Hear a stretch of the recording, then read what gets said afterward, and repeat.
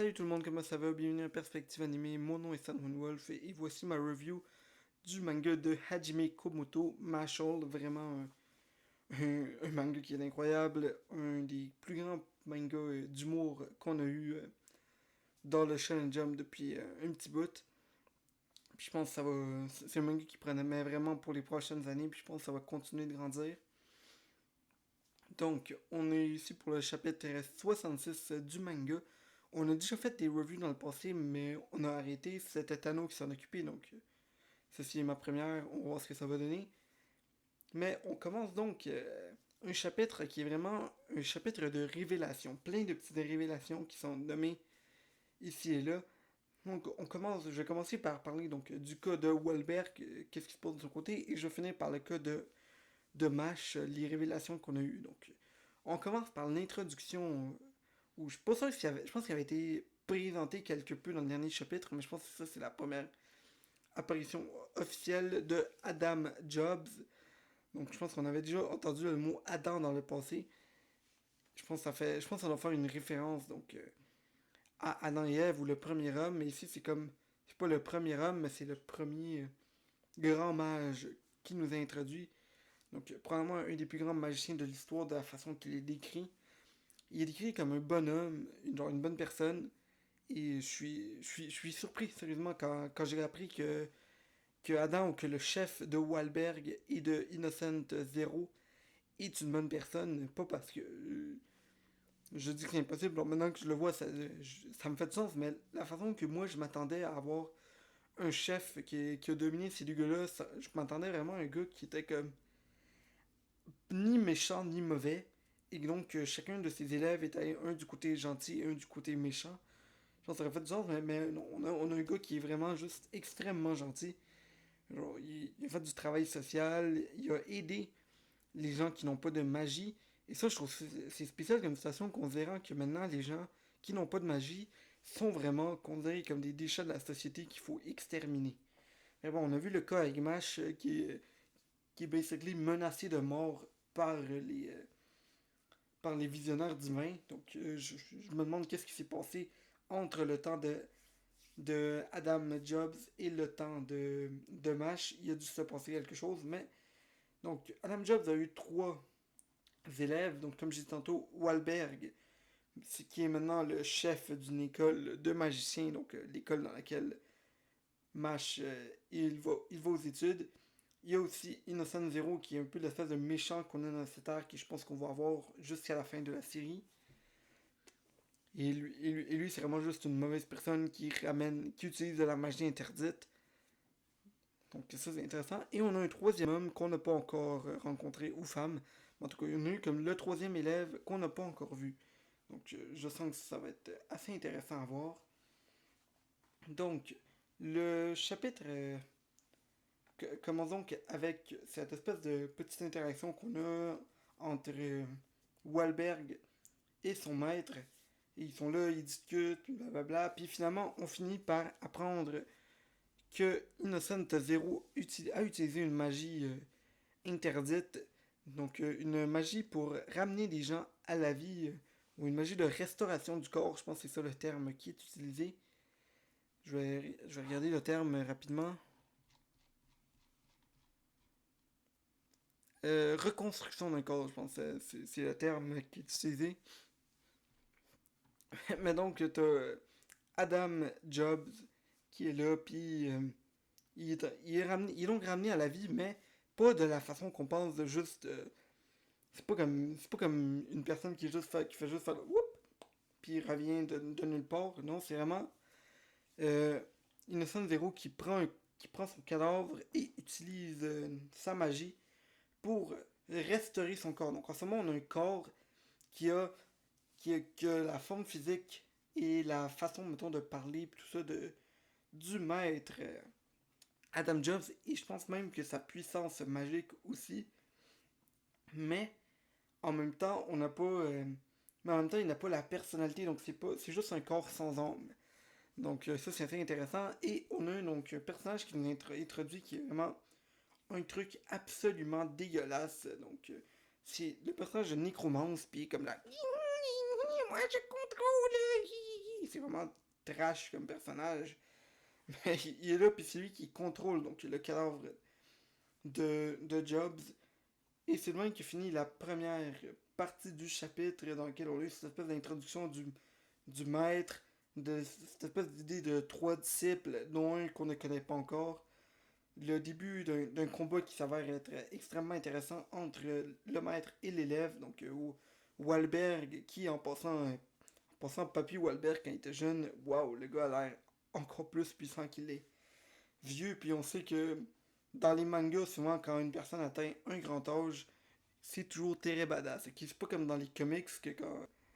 Pas dans les comics, dans les petits dessins animés qu'on a dans les pays occidentaux, que quand t'as une vieille personne, ils sont juste là. Je suis une vieille personne. Bon, là, genre, au manga, c'est comme genre. C'est comme vieux badass, extrêmement musclé. Hein. C'est comme un cliché qu'il y a souvent dans les mangas, et c'est ça que Wahlberg il représente. C'est pas pour critiquer, c'est juste. C'est vraiment cool. Moi, je trouve ça vraiment cool que ce soit de même qui est dans les mangas. Je pense que ça fait plus honneur donc aux personnes d'âge, mais on a eu donc cette espèce d'aspect-là qui a été introduit par rapport à Wahlberg, et j'ai hâte de voir si, ce qui va se passer dans ce combat. Pendant ce temps, il y a le combat de Mash. Donc, de son côté, Mash, il va donc combattre le personnage, je pense que c'est. J'ai oublié son nom. Cell War. Donc, Cell War, qui est un des personnages qui avait été introduit dans un des anciens combats de Mash. Et tout comme Mash, j'avais complètement oublié qui il était. Je sais pas si je pense que c'était pas dans ce chapitre. Mais dans lui d'avant, où Mash, c'était juste. C'est qui ce gars-là? J'avais eu la même impression. Je suis désolé de pas me rappeler de Cell War, mais c'est juste que je trouve que c'est un personnage qui a l'air de rien, mais il existe, donc on va voir c'est quoi qu'il va faire. Il a l'air d'avoir une magie assez intéressante, qui est l'invocation d'Héphaïstos, le dieu du fer. Donc, je trouve ça intéressant comment que c'est introduit, parce que c'est pas juste de la magie au sens des baguettes, comme il y a des gens qui ont juste la simple baguette qui fait poum, des gens qui ont juste des pouvoirs un peu plus avancés. Et là, on commence à avoir des personnages qui évoquent de la magie de Dieu. Faut comprendre à quel point c'est puissant d'avoir de la magie de Dieu, puis Mash bat ça avec ses coups de poing uniquement. Donc, j'aimerais rappeler donc qu'il y a eu cette espèce d'idée de reconstruction du Pokor dont je parlais au début de la vidéo. Et là, on apprend que la façon qu'ils construisent ces corps-là, c'est qu'ils prennent 6 bébés. Donc, déjà là, on commence avec une histoire de kidnapping. Donc, t'as Innocent Zero qui kidnappe 6 enfants puis les utilise pour reconstruire des corps. Je pense que c'est de même que, que Monsieur Jobs a été construit. Et je pense que c'est assez intéressant ce que ça va donner par rapport à ça. Mais on apprend aussi que Innocent Zero veut créer un deuxième corps. Et ce corps-là va donc être créé par rapport à ces bébés, dont Cellcrow et dont Mash. Parce qu'on apprend donc que Mash est une création qui a été faite pour justement utiliser après pour créer ce corps parfait que Innocent Zero veut construire. On apprend aussi que Cellcrow considère Innocent Zero comme son père. Je pense pas que ce soit biologique, mais je suis pas sûr par rapport à ça. Il me faudrait que je. Il faudrait qu'on ait plus d'informations, parce que la façon que c'est décrit, c'est comme si c'était vraiment son père. Mais en même temps, il a l'air d'être un enfant kidnappé, donc c'est peut-être juste un lavage de cerveau qu'il a eu. Donc, Suncore, il explique ça à Mash, et Mash, la façon qu'il analyse, c'est comme Ah, dans le fond, il veut créer un muscle, et moi, je ne suis que les protéines qui vont servir à créer ce muscle. Et l'autre gars est comme là. Ok, ok, Mash, si c'est de même que tu veux le voir, vas-y. Mais vraiment, vraiment, Mash, il y a une pensée très simple de la vie, c'est muscle, muscle, s'entraîner, boum. C'est tout ce qui compte. Donc, pour lui, expliquez-y les choses en termes de muscles ou en termes de chou à la crème. Je pense que c'est vraiment ça la meilleure façon de décrire des choses à Mash, sinon il va juste pas vous comprendre. Donc, ce qui a aussi été très intéressant dans ce chapitre-là, c'est que Mash est arrivé, puis pendant que l'autre gars lui expliquait, Mash s'est juste couché à terre, il s'est endormi. Moi, je regardais ça, puis j'étais comme, ok, c'est-tu que Mash a pas compris c'est quoi que. C'est quoi que Cellcrow essayait de lui expliquer?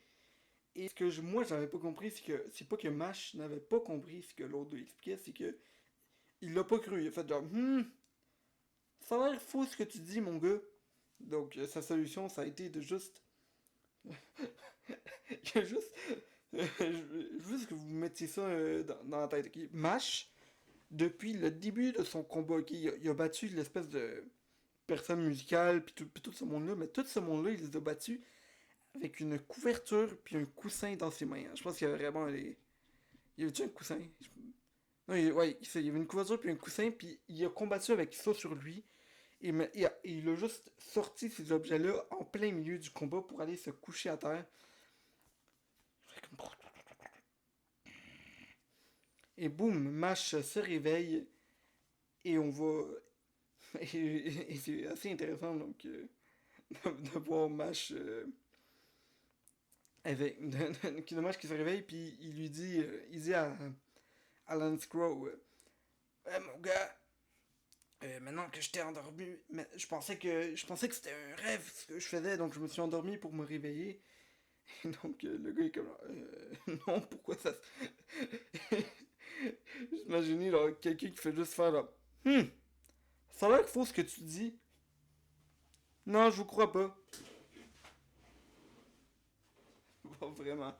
Mash, Mash c'est pas le plus brillant, donc le gars continue de lui expliquer, puis il est comme mais non, mais t'es con, Mash, mais t'es con! Et, euh, et là, Mash, il se fâche que l'autre gars soit en train de dire n'importe quoi, puis prend un gros élan, pack là, au coup de poing au visage de Mash sur Lance Crow, et donc Lance commence donc à préparer son pouvoir de Héphaïstos, le dieu du fer. Donc on a vu que Lance avant il lançait des flèches en carbone.